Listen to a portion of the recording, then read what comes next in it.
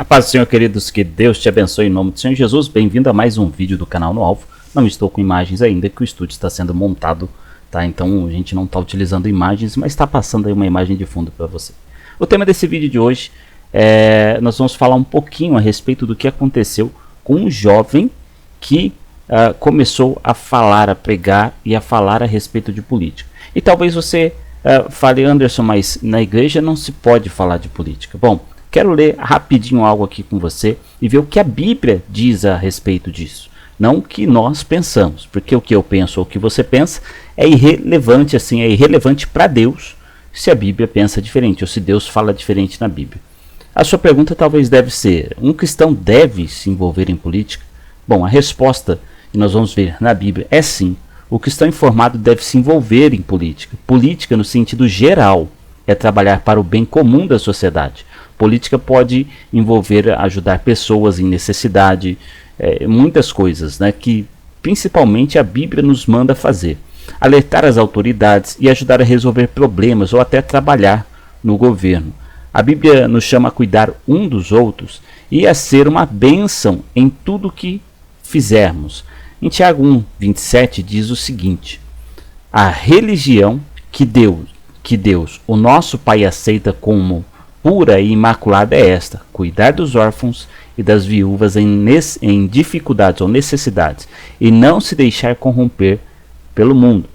Ah, Anderson, mas a política corrompe. Não, a política não corrompe. O que corrompe é uma pessoa com coração já propício e corrompido para isso. Um cristão de verdade não se corrompe, porque a Bíblia diz que a carne é fraca, e no sentido de carne fraca não quer dizer que a gente vai ceder às necessidades da carne porque a gente não aguenta. A carne é a alma, mas nós temos um espírito. Ela está querendo dizer que ela, perto do teu espírito e perto do teu relacionamento com Deus, é fraca, porque você mais Deus é forte.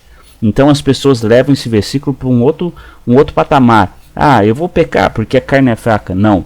Você vai pecar porque você quer, porque a sua carne pode ser vencida por você. Todo crente pertence ao reino dos céus, mas isso não significa que não pode se envolver com política no seu país. O cristão, enquanto vive aqui na terra, tem dupla nacionalidade. É isso mesmo, você é do céu e é da terra, está na terra. Isso significa que tem direitos e deveres para com o seu país terrestre e com o seu país eterno. Ignorar a política numa sociedade democrática é irresponsável. Ou seja, a pessoa que faz isso é irresponsável.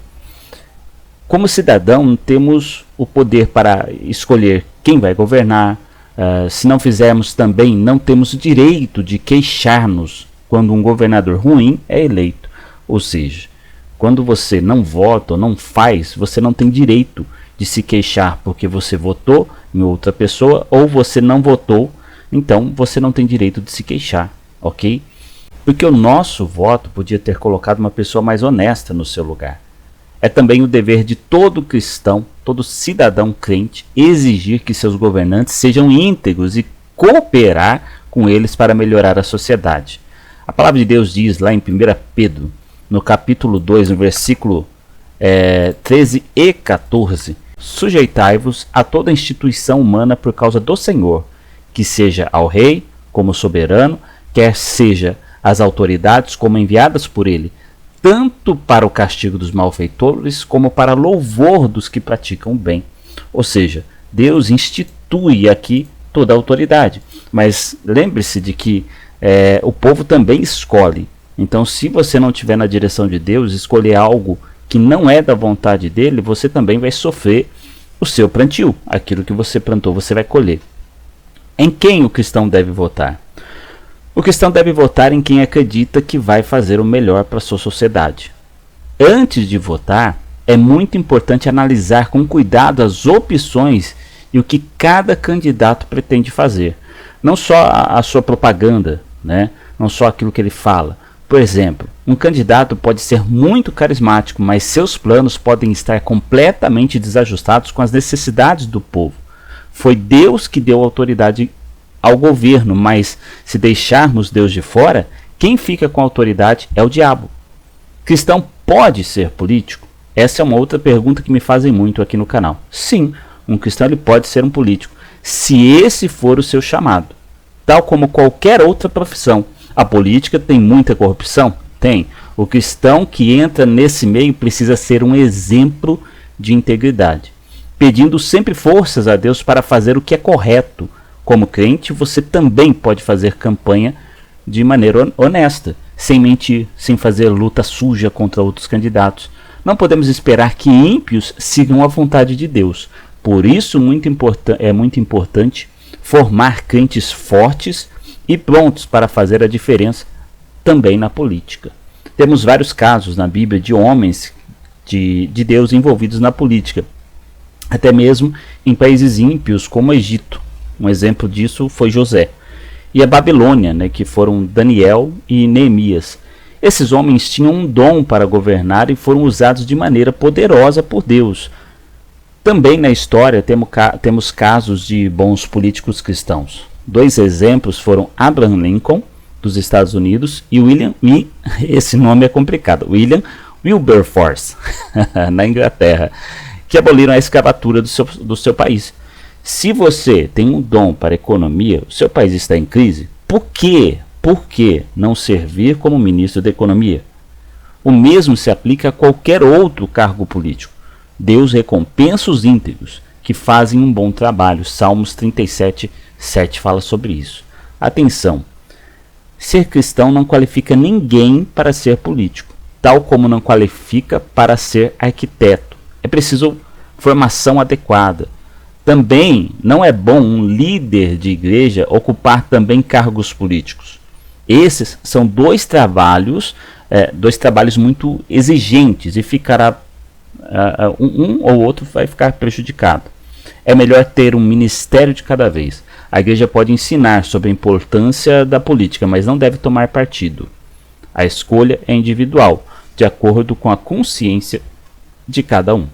Bom, eu quero passar um vídeo agora para você de um rapaz, vou deixar o link depois aí da rede social dele na descrição do vídeo, que merece o nosso respeito por falar sobre isso de uma maneira tão relevante, ok? Então vou deixar o link depois na descrição do vídeo, mas preste atenção no que ele recebeu no seu particular, na mensagem que ele recebeu no seu particular. Eu quero que você morra e vá para o inferno. Eu recebi essa mensagem de um membro da minha própria igreja. E eu tomei um susto. Eu pensei, por que esse cara tá falando isso?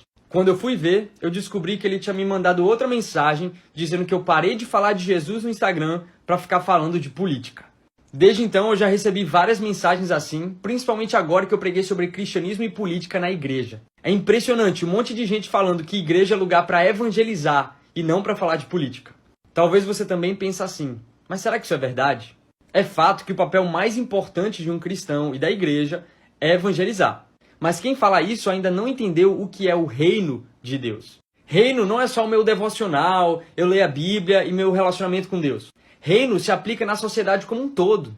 Quando o reino de Deus vem, ele necessariamente muda a cultura, a economia, as leis, os governos, tudo.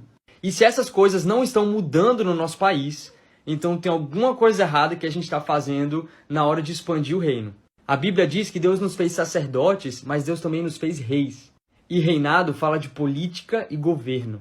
Até Satanás já entendeu isso. Em vários momentos na Bíblia, o inimigo tentou usar a política para trazer destruição. Ele fez isso com Daniel, com Esté, com o povo lá no Egito, com os apóstolos. Mas o mais impactante é que ele fez isso até mesmo com Jesus.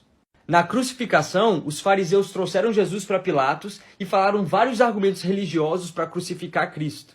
Mas o próprio Pilatos tinha dito que ele não viu nada de errado em Jesus e não podia crucificá-lo. Até que Satanás mudou a estratégia e, ao invés de usar argumentos religiosos, eles trazem um argumento político. Os fariseus disseram que esse homem se diz rei, e se deixares este homem livre, não és amigo de César, porque quem se diz rei opõe-se a César. Depois de ouvir isso, Pilatos concordou em crucificar Jesus. Satanás sabe usar a política para trazer destruição. É por isso que nós precisamos falar de política e entrar lá para trazer luz. Afinal, se a gente se omite e negligencia o nosso chamado, espaços não ficam vazios e o inimigo faz a festa. Eu encerro com essa frase incrível aqui do Edmund Burke, que diz que para o triunfo do mal só é preciso que os bons homens não façam nada. Por favor, faça alguma coisa e compartilhe esse vídeo aí com o máximo de pessoas pra gente expandir essa mensagem.